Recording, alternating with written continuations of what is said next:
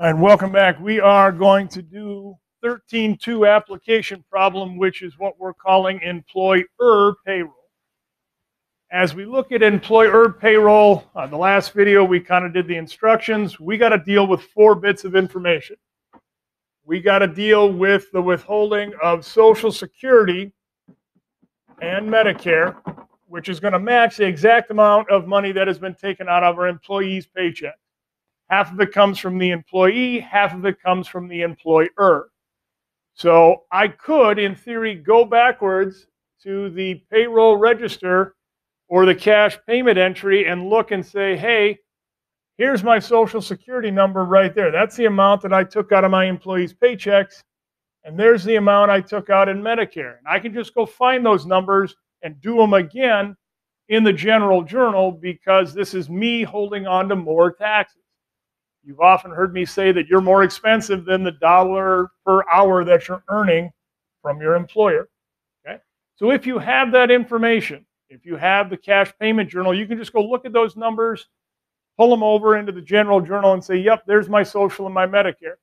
I took half from my employee. I'm matching half coming out of my company dollars, payroll tax expense, cost of running my business. If you don't have it, you can still figure it out like it's going to do for us here in 13.2. Okay?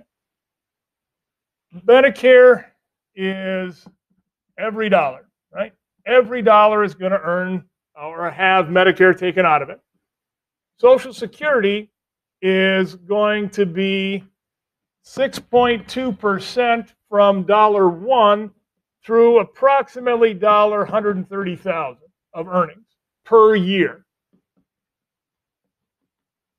Okay, every dollar at 1.45% for Medicare. So if Clem earns a lot of money,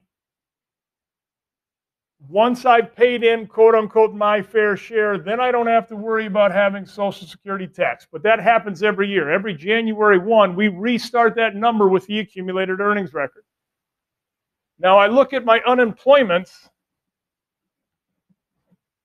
And again, I got federal and I got state, and I have to come up with money out of the company pocket to cover unemployment for all of my employees each year, $1 to $7,000.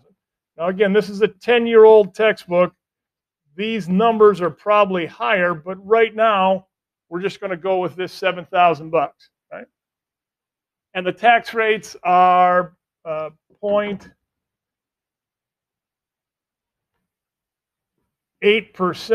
and 5.4%, but the tax base is smaller, much smaller, right? And the idea is from $1 to $7,000, I got to come up with unemployment to cover my employees. Once they've earned more than 7, that's my obligation has been met. So let's go look at 13.2. 13.2 from the instructions say use Malone's selected payroll information for the semi-monthly pay periods April 1 to 15, April 16 to 30 of the given year. So I'm going to look at my math, right? And I'm going to go ahead and add up all of my earnings. And when I add all of these numbers up here, that tells me how much I have earned this pay period. And when I do that math, let's see what I get.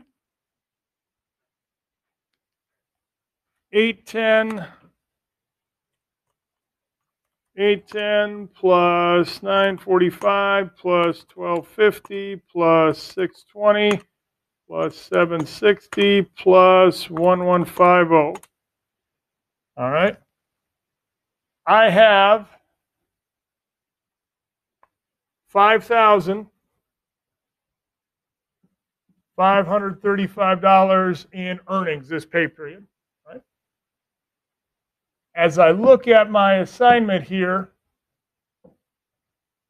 all of that amount is subject to Medicare tax.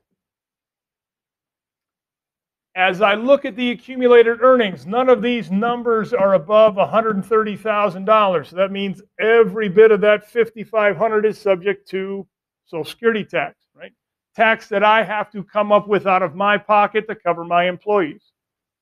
So I can do that math. I can take 5535 times 0.062 and say that my Social Security amount is $343.17.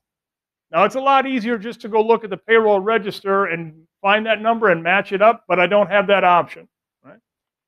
I take that same 5535 number times 0.0145 for Medicare.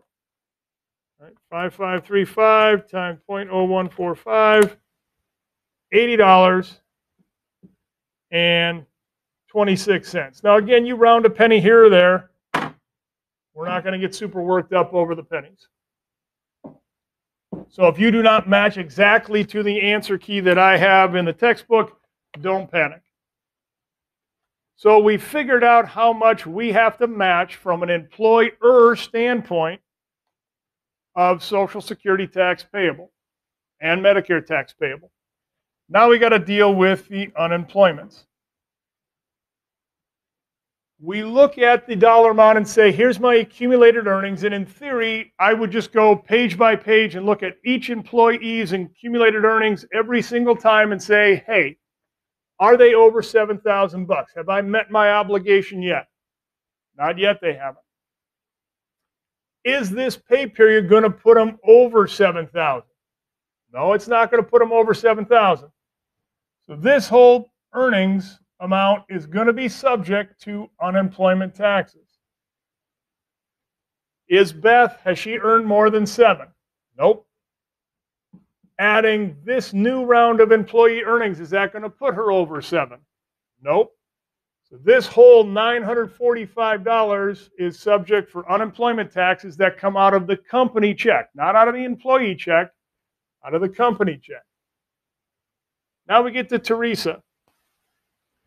Teresa's earned $7,500. We've already paid unemployment on her behalf. We don't have to pay any more for her. Right? So we're going to put an X or a 0, however you want to mark it off. We've done our fair share. She's earned enough. We don't need to worry about unemployment for her. John, nope. John is not over. That amount's not going to put him over. So that whole $620, I got to pay unemployment tax on his earnings. Laura, she's not over. This is not going to put her over. I got to come up with the whole amount there. Now we got Ian. Ian is not over. He's earned $6,900 prior to this payroll. $7,000 is the tax base or the limit. So is this pay period going to put him over? Yes, it is. Well, if I got to pay the first $7,000 and he's earned $6,900, I still got $100 worth of earnings that I got to pay unemployment taxes on for Ian. After that, it'll be done, or at least the next pay period he'll be done. So now I'm going to add up this column of numbers here to figure out how much is unemployment. So 810 plus 945, already paid enough on Teresa. Full amount for John. Full amount for Laura, and $100 here for Ian. So I got $32.35, right? 0.8% is my federal amount. 5.4% is my state amount. So $32.35 times 0.008. $25.88.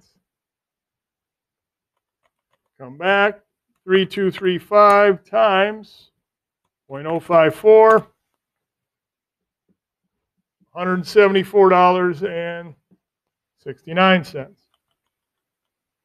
So these are all of the additional taxes that I got to come up with on a pay period because I have employees, right? I got to match dollar for dollar Social Security and Medicare.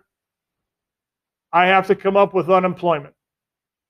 So my journal entry, and again, I got to go to the general journal because when you see this, you're going to see the words recorded employer payroll.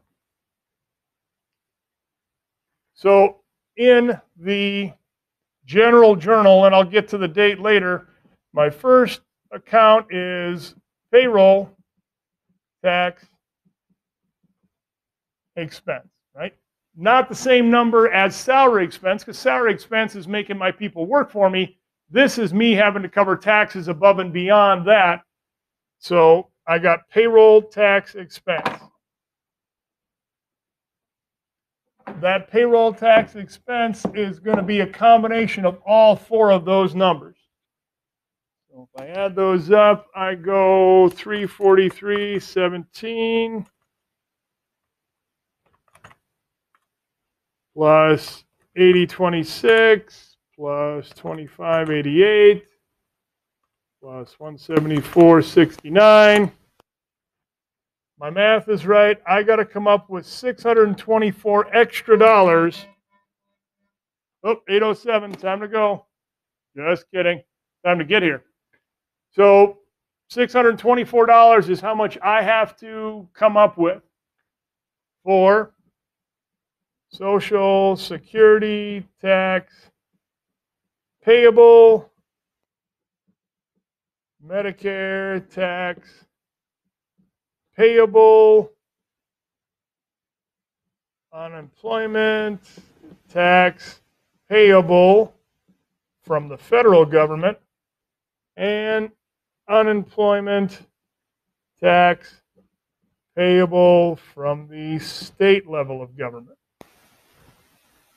Shrink this down just a little bit, make it easier.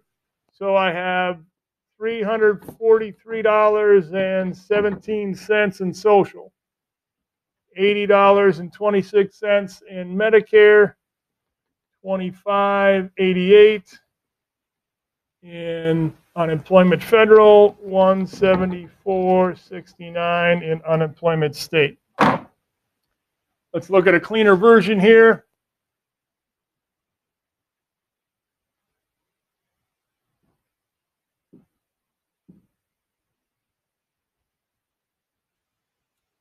So it was April 15th, payroll tax expense for our total.